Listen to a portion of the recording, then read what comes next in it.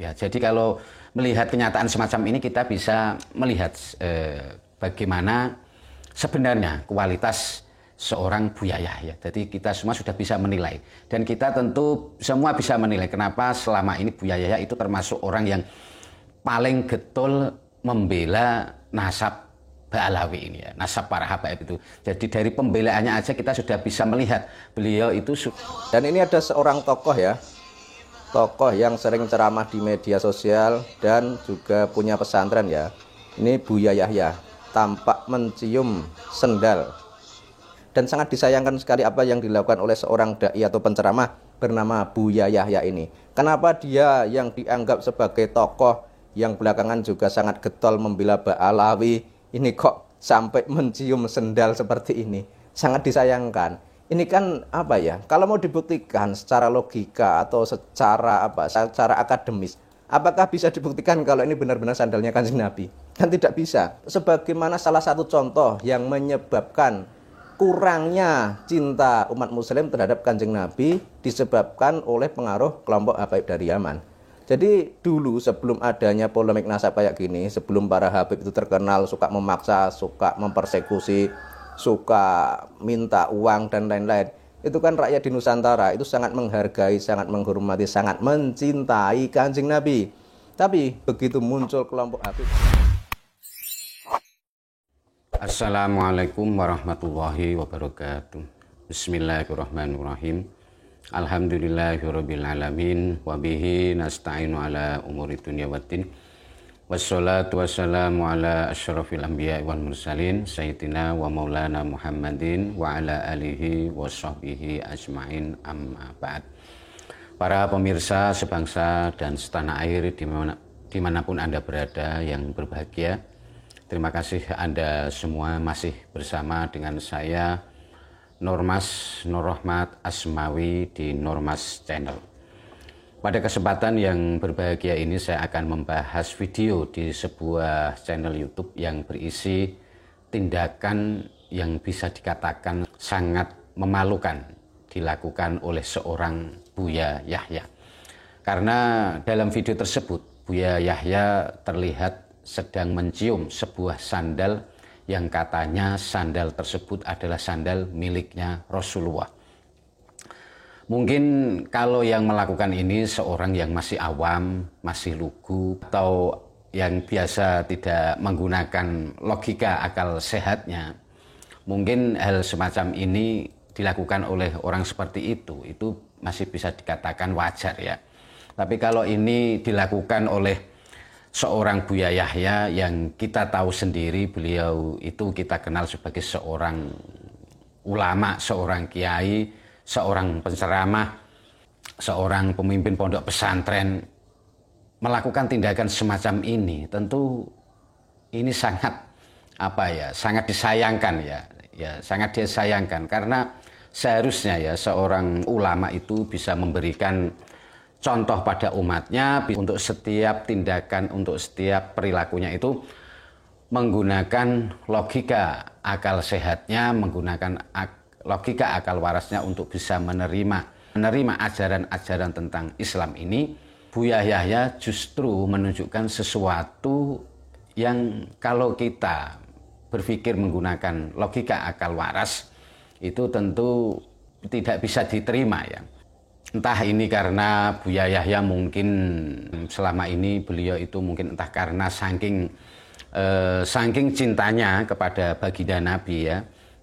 Kalau kita mengenal Buya Yahya selama ini itu kan sangat menunjukkan kecintaannya beliau itu kepada baginda Nabi ya. Termasuk yang sudah kita lihat bersama adalah bagaimana sikap beliau itu ketika ada seseorang yang dianggap sebagai cucu baginda Nabi kemudian dikritik, kita bisa melihat tanggapannya beliau itu sangat membela dengan tegas ya, seakan-akan beliau itu tidak rela, tidak mau kalau seorang yang dianggap sebagai cucu Rasulullah itu dikritisi ya.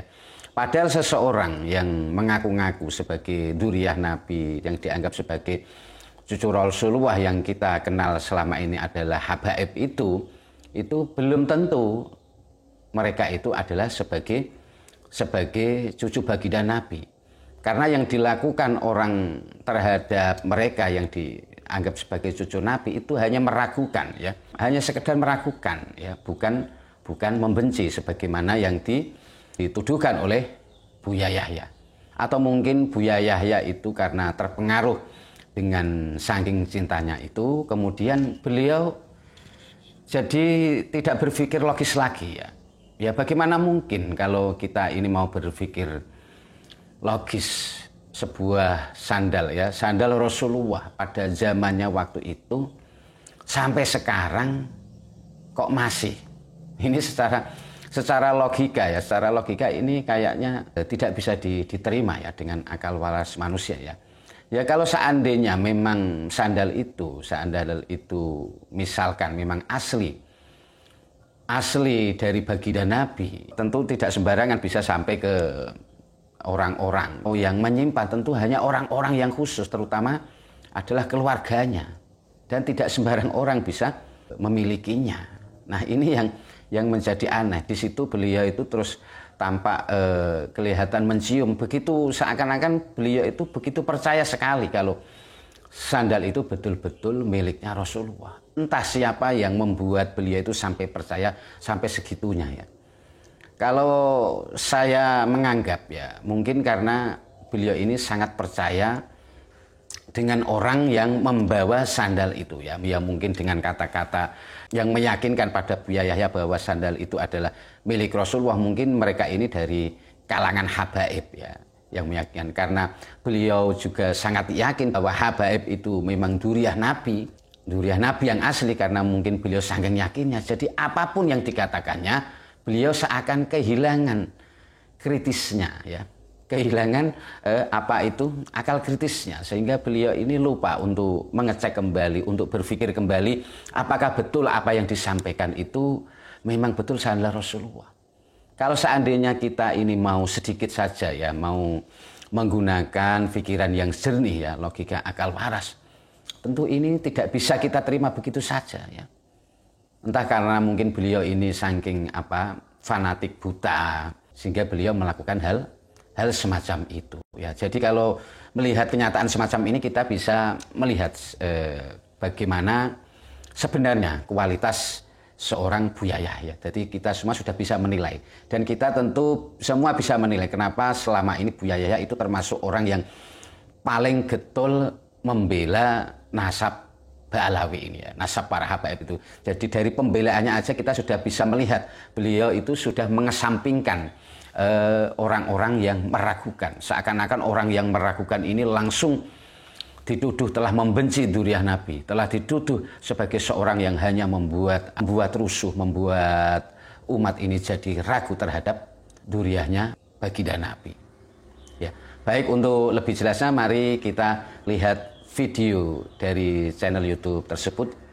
Kita simak saja videonya, dan kita simak juga bagaimana kesimpulan channel YouTube tersebut mengomentari sikap Buya Yahya, ya.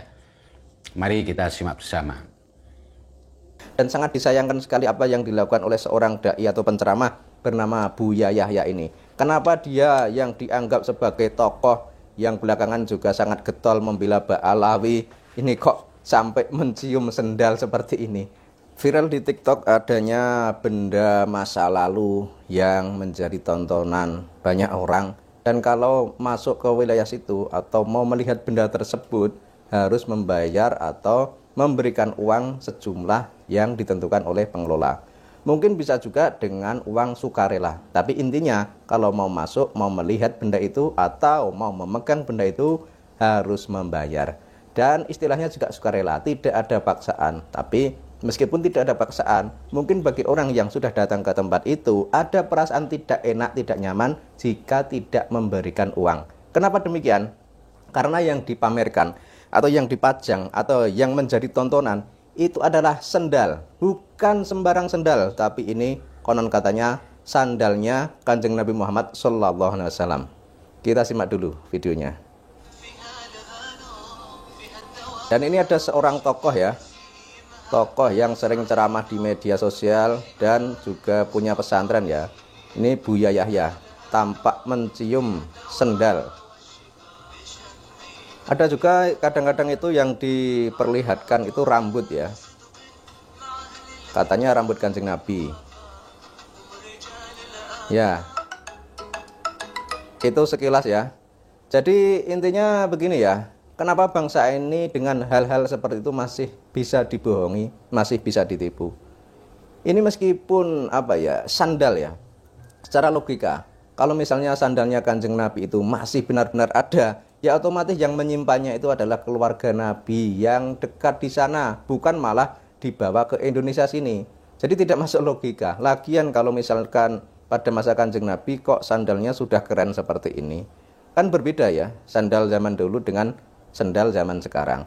Dan harusnya kita itu apa ya, pakai logika, tidak mudah atau tidak gampang terpengaruh atau terprovokasi dengan hal-hal seperti ini. Dan sangat disayangkan sekali apa yang dilakukan oleh seorang dai atau penceramah bernama Buya Yahya ini. Kenapa dia yang dianggap sebagai tokoh yang belakangan juga sangat getol membela Ba'alawi, ini kok sampai mencium sendal seperti ini? Sangat disayangkan. Ini kan apa ya, kalau mau dibuktikan secara logika atau secara akademis, apakah bisa dibuktikan kalau ini benar-benar sandalnya Kanjeng Nabi? Kan tidak bisa. Dan Kanjeng Nabi juga mungkin sandalnya tidak seperti itu. Tapi kenapa kok masih ada orang yang percaya dengan hal seperti ini? Jadi kalau kita kalau kita kaitkan dengan adanya kelompok imigran dari Yaman yang katanya datang ke Nusantara itu cuma untuk mencari makan, ya memang faktanya demikian. Jadi dia itu dulunya itu dibawa oleh Belanda, kemudian membantu Belanda membela Belanda, ya intinya untuk mencari penghidupan. Bahkan sandal saja juga bisa digunakan untuk mencari penghidupan. Sandalnya Kanjeng Nabi, kemudian ditaruh di situ, kemudian jika ada orang masuk bayar sekian.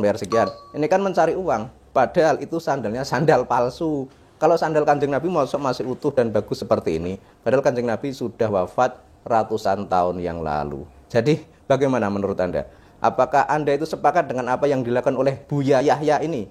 Jadi kita itu tidak benci atau tidak sentimen, tapi kita cuma mengkritik. Harusnya kalau seorang dai atau penceramah di mana dia itu diikuti oleh ribuan atau jutaan orang dalam melakukan hal-hal tertentu, terutama dalam hal berkaitan dengan agama, berkaitan dengan ibadah, itu jangan membuat orang itu menjadi bingung dan membuat orang itu malah makin menjadi tidak suka dengan Islam. Nah kalau seperti ini kan orang-orang yang dulunya itu sudah cinta, sudah dekat dengan Kanjeng Nabi, sudah percaya dengan Kanjeng Nabi, melihat hal seperti ini bisa berbalik arah. Jadi istilahnya itu mengurangi kecintaan umat muslim terhadap Kanjeng Nabi dengan adanya hal-hal seperti ini. Dan kita juga melihat dengan adanya fakta para habab yang ada di Indonesia ini, itu kan sebagaimana salah satu contoh yang menyebabkan kurangnya cinta umat muslim terhadap Kanjeng Nabi disebabkan oleh pengaruh kelompok Habaib dari Yaman. Jadi dulu sebelum adanya polemik nasab kayak gini, sebelum para Habib itu terkenal suka memaksa, suka mempersekusi, suka minta uang dan lain-lain, itu kan rakyat di Nusantara itu sangat menghargai, sangat menghormati, sangat mencintai Kanjeng Nabi. Tapi begitu muncul kelompok Habib yang mengatasnamakan cucu Nabi, kemudian kelakuannya itu berbeda jauh dan tidak sejalan dengan ajaran Kanjeng Nabi, ya otomatis orang pun yang mungkin imannya kurang tebal itu akan suudzon terhadap Kanjeng Nabi. Kanjeng Nabi kok seperti ini, anak cucunya kok seperti ini, kan logika seperti itu. Padahal para Habaib dari Yaman itu kan cuma ngaku-ngaku saja, karena hingga saat ini mereka itu tidak bisa menunjukkan bukti kalau mereka adalah keturunan Kanjeng Nabi. Itu berarti mereka itu cuma mengaku-aku menggunakan nama Kanjeng Nabi untuk kepentingan mereka saja. Dan salah satu yang sering mendukung atau membela klan Ba'alawi itu adalah Buya Yahya. Dan Buya Yahya kita lihat sebagaimana yang ramai di media sosial terutama di TikTok, dia itu cuma dengan sandal yang katanya ini adalah sandalnya Kanjeng Nabi, sangat menghormati, bahkan sampai menciumnya. Padahal ini cuma tipuan, ini cuma bohong-bohongan. Nah kalau rakyat di negeri ini mengikuti hal-hal yang seperti ini, mau jadi apa bangsa ini? Alhamdulillah kita telah menyimak video tersebut. Semoga dengan menyimak video tersebut kita semakin tahu siapa tokoh-tokoh kiai-kiai yang selama ini telah membela nasab para habaib ini. Kita bisa melihat kualitas mereka ya. Dan semoga ini bisa menambah pencerahan kita semua, membukakan hati kita untuk semakin bersikap dengan menggunakan logika akal warasnya, ya, selalu berpikir menggunakan akal sehatnya. Terima kasih. Dari saya mohon maaf atas segala kesalahan dan kekurangan.